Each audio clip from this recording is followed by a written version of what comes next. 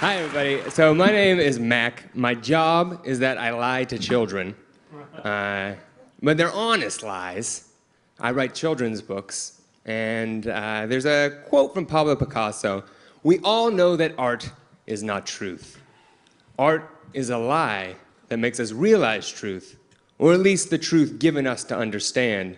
The artist must know the manner whereby to convince others of the truthfulness of his lies. I first heard this when I was a kid, and I loved it, but I had no idea what it meant. So I thought, you know what, it's what I'm here to talk to you today about, though. Truth and lies, fiction and reality. So how could I untangle this knotted bunch of sentences? And I said, I got PowerPoint, let's do a Venn diagram. So there it is, right there, boom.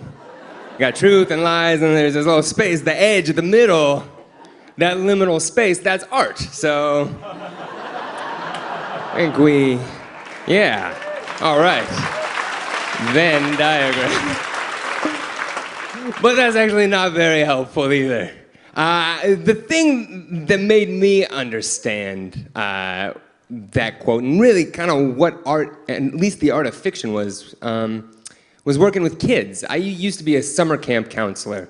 I would do it on my summers off from college, and I loved it. It was a sports summer camp for 4 to 6-year-olds.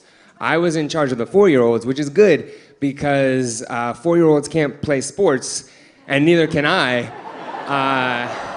I play sports on like a 4-year-old level, so what would happen is the kids would like dribble around some cones and then get hot, and then they would go sit underneath a tree where I was already sitting. And I would just make up stories and tell them to them. And I would tell them stories about my life. I would tell them about how on the weekends I would go home and I would spy for the Queen of England. And soon other kids who weren't even in my group of kids, you know, they would come up to me and they say, "You're Mac Barnett, right? You're the guy who spies for the Queen of England."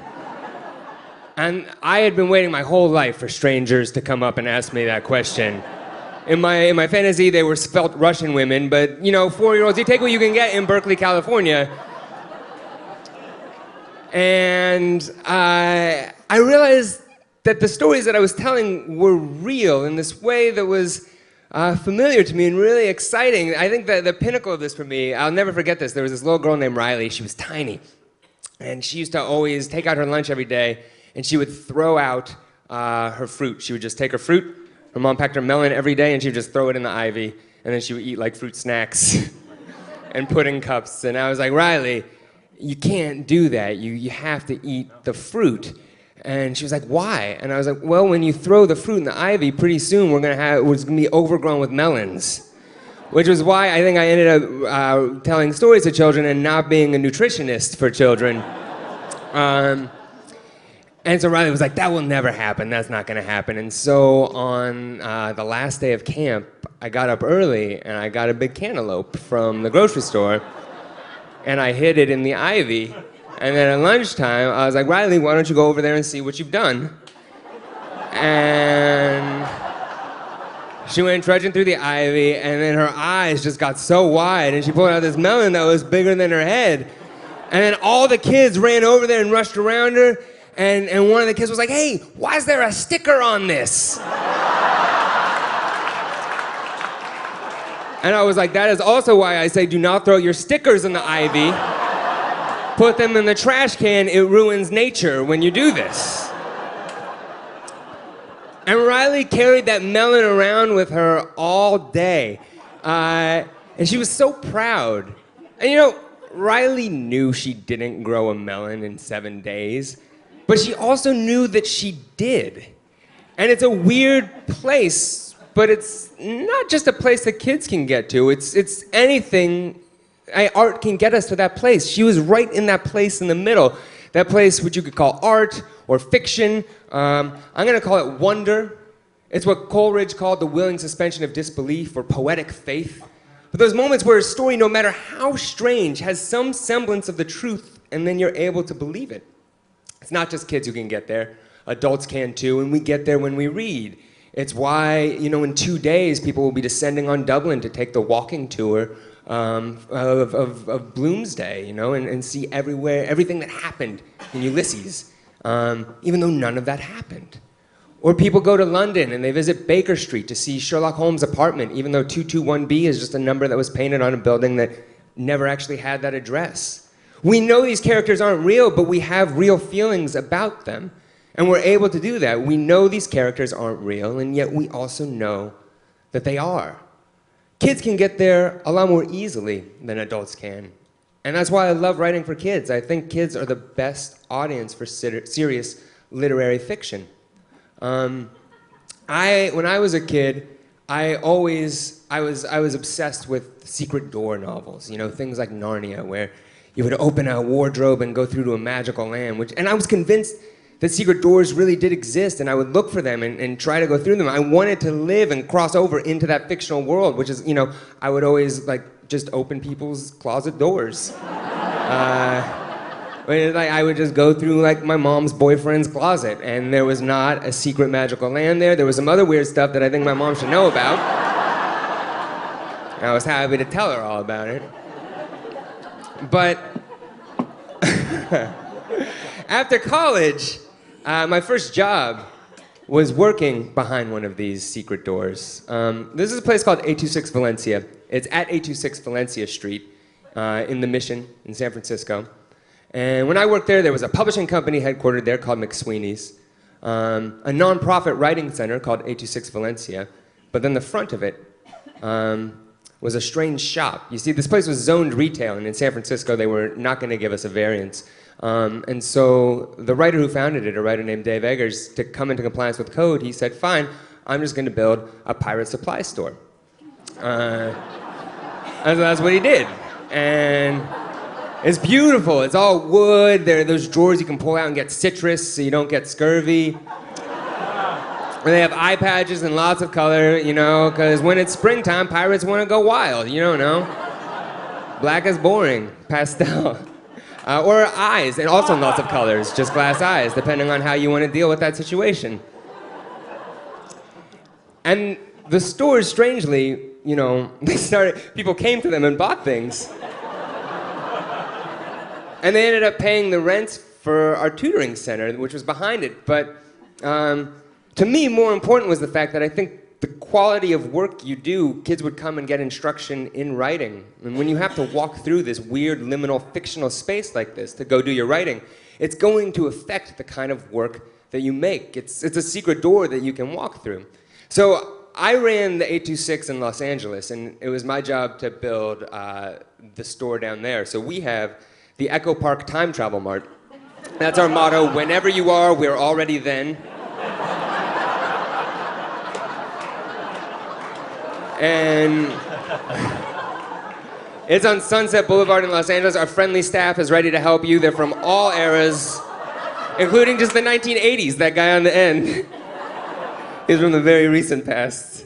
There's our employees of the month, including Genghis Khan, Charles Dickens. Some great people have come up through our ranks. This is our kind of pharmacy section. We have some patent medicines, canopic jars for your organs. Communist soap that says, this is your soap for the year. Our slushy machine broke on the opening night, and we didn't know what to do. Our architect was covered in red syrup. It looked like he had just murdered somebody, which it was not out of the question for this particular architect. And we didn't know what to do. It was going to be the highlight of our store, so we just put that sign on it that said, out of order, come back yesterday. And that ended up being a better joke than slushies, so we just left it there forever. Mammoth chunks, these things weigh like 7 pounds each. Barbarian repellent, it's full of salad and potpourri, things that barbarians hate. Dead languages. Leeches, nature's tiny doctors. And Viking odorant, which comes in lots of great scents, toenails, sweat and rotten vegetables, pyre ash. You know, because we believe that Axe body spray is something that you should only find on the battlefield, not under your arms. And these are robot emotion chips, so robots can feel love or fear. Our biggest seller is Schadenfreude, which we did not expect. We did not think that was going to happen. But there's a nonprofit behind it, and kids go through a door that says employees only, and they end up in this space where they do homework and write stories and make films. And this is a book release party where kids will read. There's a quarterly that's published with just writing that's done by the kids who come every day after school. And we have release parties, and they eat cake and read for their parents and drink milk out of champagne glasses. And it's a very special space because it's this weird space in the front. You know, the joke isn't a joke. You can't find the seams on the fiction, and I love that. It's this little bit of fiction that's colonized the real world. I see it as kind of a book in 3 dimensions. There's a term called metafiction, and that's just stories about stories. And meta's having a moment now. Its last big moment was probably in the 1960s with novelists like John Barth and William Gaddis. But it's been around. It's almost as old as storytelling itself. And one metafictive technique is breaking the fourth wall, right? It's when an actor will turn to the audience and say, I am an actor. These are just rafters. And even that supposedly honest moment, I would argue, is in service of the lie. But it's supposed to foreground the artificiality of the fiction. For me, I kind of prefer the opposite. If I'm going to break down the fourth wall, I want fiction to escape and come into the real world. I want a book to be a secret door that opens and lets the stories out into reality. And so I try to do this in my books. And here's just one example. This is the first book that I ever made. It's called Billy Twitters and His Blue Whale Problem. And it's about a kid who gets a blue whale as a pet, but it's a punishment, and it ruins his life. So it's delivered overnight by Fed Up. And he has to take it to school with him. He lives in San Francisco, very tough city to own a blue whale in. A lot of hills. Real estate is at a premium. This market's crazy, everybody. But underneath the jacket is this case. And that's just the cover underneath the book, underneath the jacket. And there's an ad that offers a free 30-day risk-free trial for a blue whale. And you can just send in a self-addressed stamped envelope, and we'll send you a whale. And kids do write in. So here's a letter. It says, Dear people, I bet you $10 you won't send me a blue whale. Elliot Gannon, age 6.